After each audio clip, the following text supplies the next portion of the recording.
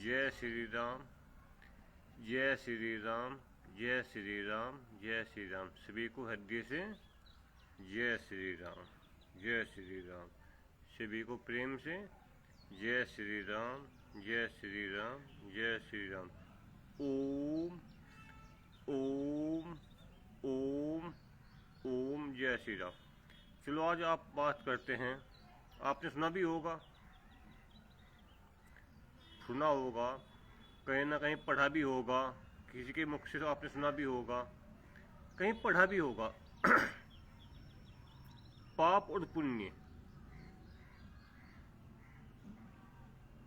मानते भी होंगे आप, हम भी मानते हैं, आप भी मानते हो। पाप और पुण्य,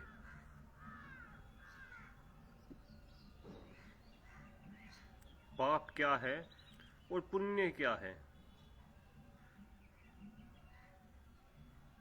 क्या कोई ऐसी विद्या है या कोई ऐसा रास्ता है जो पाप और पुण्य से बचा जा सके?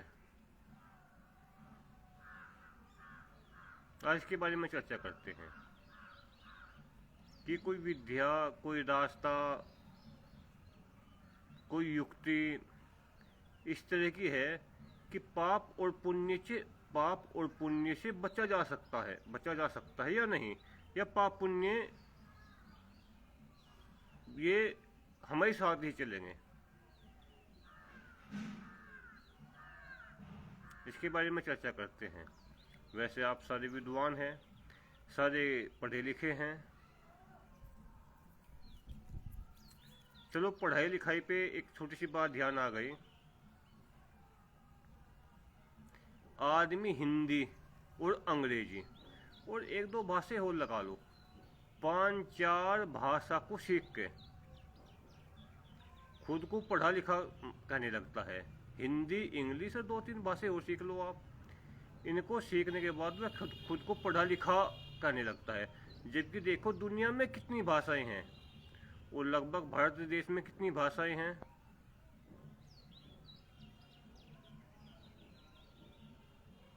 शायद मुझको नहीं लगता, बहुत ही कम व्यक्ति होंगे जिसको दुनिया की करीब करीब सभी भाषाएं आती होगी, और बहुत ही कम व्यक्ति होंगे जिनको भारत की प्रत्येक राज्य की भाषा आती होगी। चलो ये टॉपिक नहीं है आज, इस पे कभी फिर टॉपिक करेंगे। आज चर्चा है पाप और पुण्य की, कि पाप और पुण्य से क्या बचा जा सकता है। कोई मंत्र ऐसा है, कोई साधना ऐसी है, कोई सिद्धि इस तरह की है जो पाप और पुण्य आप पे लागू ना हो।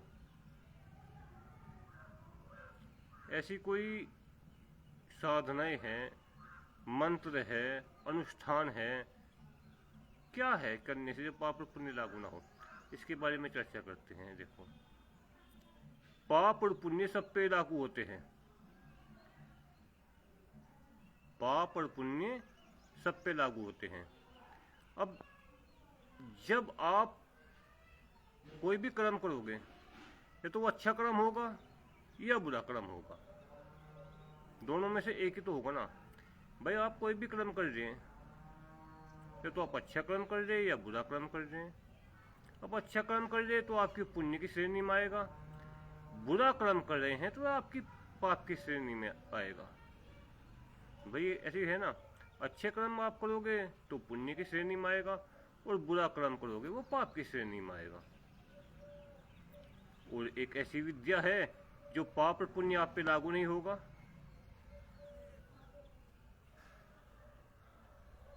एक आपको ऐसी विद्या बता दें, या एक ऐसा मंत्र बता दें, या एक ऐसा अनुष्ठान बता दें जो पाप और पुण्य आप पे लागू नहीं होगा। आप अच्छा कर्म कर लो तो आपको पुण्य नहीं मिलेगा। आपसे जाने अनजाने में किसी गलतीवश कोई बुरा कर्म भी हो गया, भाई बुरा कर्म कभी कभी गलतीवश भी हो जाता है, भूलवश भी हो जाता है, या कोई परिस्थितिवश भी बुरा कर्म हो जाता है, उसका आपको पाप नहीं मिलेगा।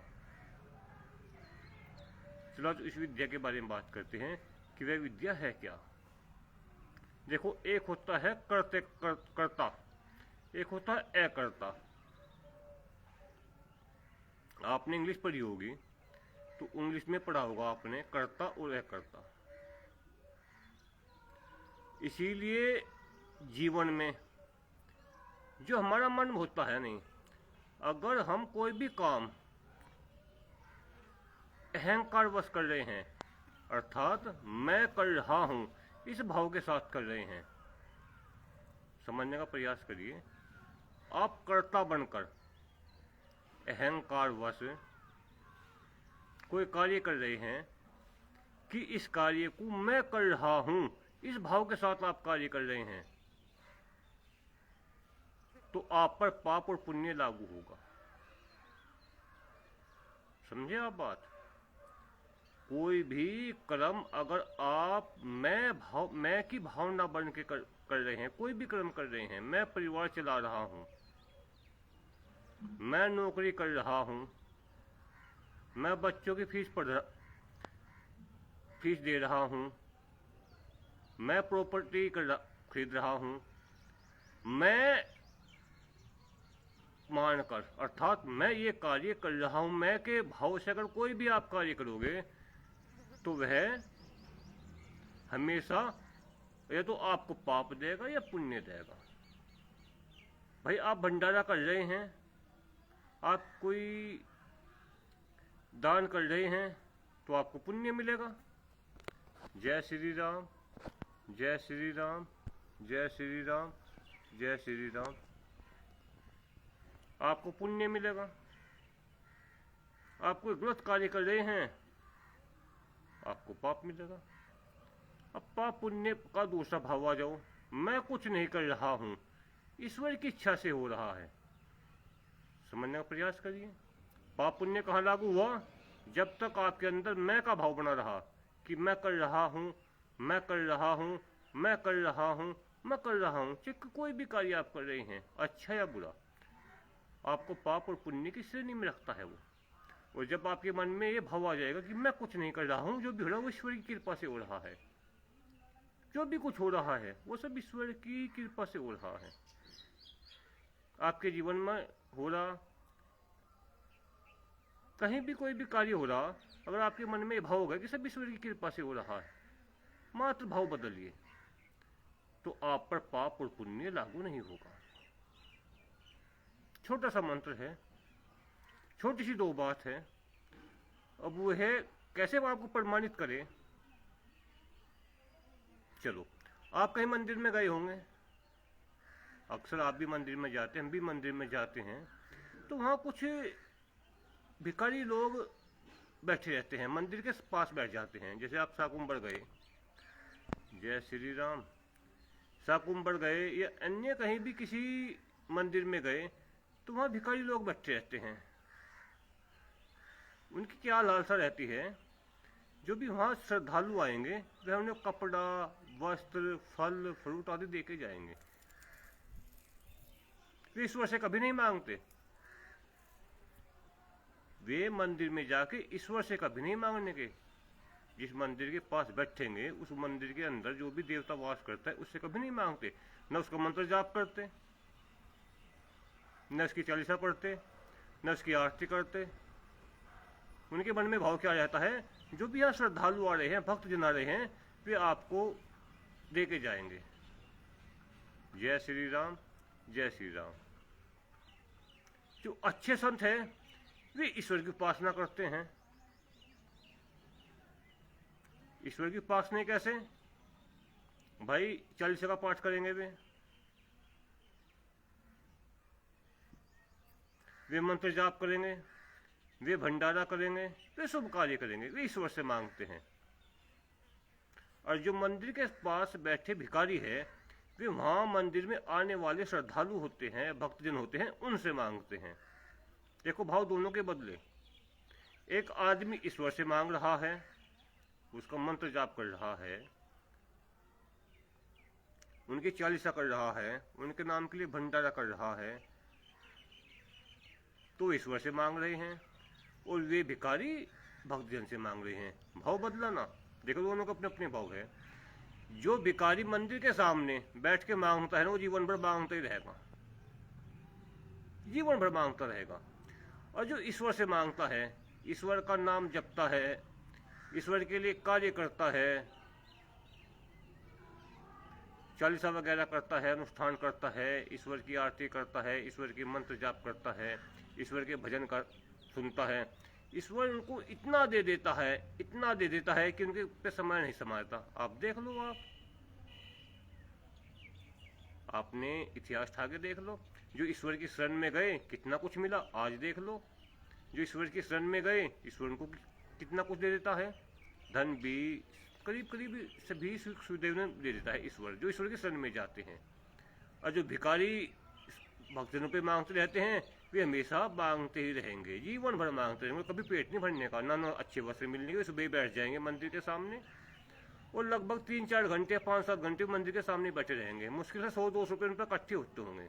उनकी दिनचर्या बस यही बनी रहेगी। और जो ईश्वर की कुछ समय लिए साधना कर लेता है, कुछ या किसी मंत्र का अनुष्ठान कर लेता है, थोड़ा या ज़्यादा, तो ईश्वर की कृपा से उसे काफ़ी कुछ मिल जाता है, उनसे अधिक तो मिल जाता है। तो पाप पुण्य कैसे बचने का बस मात्र एक ही तरीका है, केवल एक ही तरीका है कि जो भी कुछ हो रहा है तो ईश्वर की इच्छा से हो रहा है। बस ये मन में भाव लाइए, जो भी कुछ हो रहा है वह ईश्वर की इच्छा से हो रहा है। देखो, होगा तो फिर भी ईश्वर की इच्छा सही। आपको पुत्र होगा, वो आपको बुढ़ापे में उठती देगा नहीं देगा। आपकी पत्नी है, आपके प्रति वफादार रहेगी या बेवफाई करेगी। आपके सिर पे कर्जा होगा या तुम दूसरों को कर्जा दोगे। आपकी मृत्यु कहीं एक्सीडेंट में होगी, कहीं हॉस्पिटल में होगी, ये किस परिस्थिति में होगी आपको नहीं पता। क्या किसी व्यक्ति को पता है कि मेरी मृत्यु किस स्थिति में होगी? सड़क दुर्घटना में होगी, चारपाई पे होगी, अटैक पड़ने से होगी। जय श्री राम, जय श्री राम। किस तरीके से होगी क्या किसी को पता है? किसी को नहीं पता, सब ईश्वर को पता है ना। जब ईश्वर ही सब कुछ करने वाले, तो मन में भाव रख लो ना कि जो हो रहा है वो ईश्वर की इच्छा से हो रहा है। आपके परिवार में आपकी शादी हुई है, आपको पता कि आपका बच्चा कौन से दिन होगा, किस टाइम होगा, लड़का होगा या लड़की होगी, किसी को नहीं पता कि आपका बच्चा किस समय होगा, किसी को नहीं पता। आपका परिवार 20 आदमियों का है, 4 आदमियों का है, परिवार में किस आदमी की मृत्यु कब होगी किसी को नहीं पता, और किस परिस्थिति में होगी किसी को नहीं पता, किसी को नहीं पता। सब ईश्वर को पता है ना। मरने के बाद वो स्वर्ग में गया, नरक में गया, उसकी आत्मा ने कौन सा नया शरीर धारण करा, मनुष्य बना या कोई अन्य शरीर उसको मिला, सब ईश्वर को पता है ना। सब तो इसका मतलब सब ईश्वर करने वाले हैं। तो पाप पुण्य से बचने का मात्र एक तरीका यही है कि मन में धीरे धीरे ये भाव लाए कि जो कुछ हो रहा है वह ईश्वर की कृपा से हो रहा है, सब कुछ ईश्वर की कृपा से हो रहा है। अगर आप सांस भी ले रहे हैं तो मन में ये भाव लाए कि मैं सांस भी ईश्वर की कृपा से ले रहा हूँ। आप भोजन खा रहे हैं तो ये कहे कि मैं ईश्वर की कृपा से भोजन खा रहा हूँ। यानी बहुत से व्यक्ति ऐसे जिनको भोजन मिलता ही नहीं, बहुत से व्यक्ति है जो बीमार पड़ गए, जो भोजन खाने की कैटेगरी से बाहर हो गए हॉस्पिटल में, या बहुत से आदमी हमने इस तरह के देखे आसपास जो भोजन खा ही नहीं सकते। सब क्या खाएंगे? फ्रिज का खाना खाएंगे, वे मनपसंद भोजन नहीं खा सकते। पेट भरकर मनपसंद भोजन नहीं खा सकते। वे क्या खाएंगे? बस गुजारे के लिए हल्का फुल्का खाना खाएंगे, क्योंकि उनके शरीर में इस तरह की बीमारियां हो गई कि अगर जो वे मनपसंद भोजन खाएंगे तो उनको शुगर या अन्य कोई बीमारी परेशान करेगी। तो इनसे बचने का, पाप पुण्य से बचने का मात्र एक ही तरीका है, केवल एक ही तरीका है, एक ही तरीका है कि जो कुछ हो रहा है वह ईश्वर की कृपा से हो रहा है। बस इतने तो सोचना है, होगा तो वही। भाई भोजन तुम रोज करोगे, अब ये कहते हो कि भोजन मैं कमा कर खा रहा हूँ, परिवार आपका चलता रहेगा। आप सोच लो कि परिवार को मैं चला रहा हूँ, बच्चों को आपको फीस देनी पड़ेगी, आप ये सोचो कि बच्चों की फीस मैं दे रहा हूँ, मकान आपको बनाने पड़ेंगे, आप ये सोचो कि मकान मैं बना रहा हूँ। अच्छे वस्त्र आप बाजार से लाओगे, ये सोचो कि अच्छे वस्त्र मैं ला रहा हूँ। आप अन्य कोई वस्तुएं घर में लाओगे, फल फ्रूट या कोई भी चीज़ें, भाई मन्ना मोबाइल ले लिया, मन्ना वस्त्र ले लिए, मन्ना बाइक ले ली, मन्ना कार ले लिया, मन्ने कोई चीज़ें ले ली, ये मन में भाव आया कि मैं कर रहा हूँ, देखो करोगे तो फिर भी तुम, लेकिन भाव बदल गया। अगर आप मंदिर के सामने बैठ के मांग रहे हैं तो आप भिखारी कहलाओगे, और ईश्वर की साधना करके ईश्वर से मांग रहे हैं। ये पहले पहले जो आप शास्त्र में पढ़ते होंगे या आपने सुना होगा, उन्होंने क्या करी थी, उन्होंने ईश्वर की साधना तो करी थी, ईश्वर की साधना नहीं करी, ईश्वर ने उनको आशीर्वाद दिया, आशीर्वाद के बलबूते उनके सब कुछ उन्हें प्राप्त हो गया।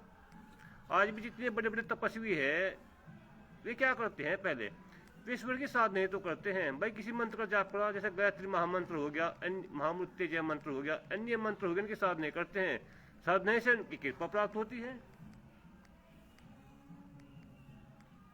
भाई तुम ईश्वर के लिए कुछ कार्य करोगे जब ईश्वर की कृपा प्राप्त होगी आपको। आप अगर ईश्वर के लिए कोई कार्य नहीं करने के तो ईश्वर की कृपा प्राप्त आपको कैसे हो जाएगी।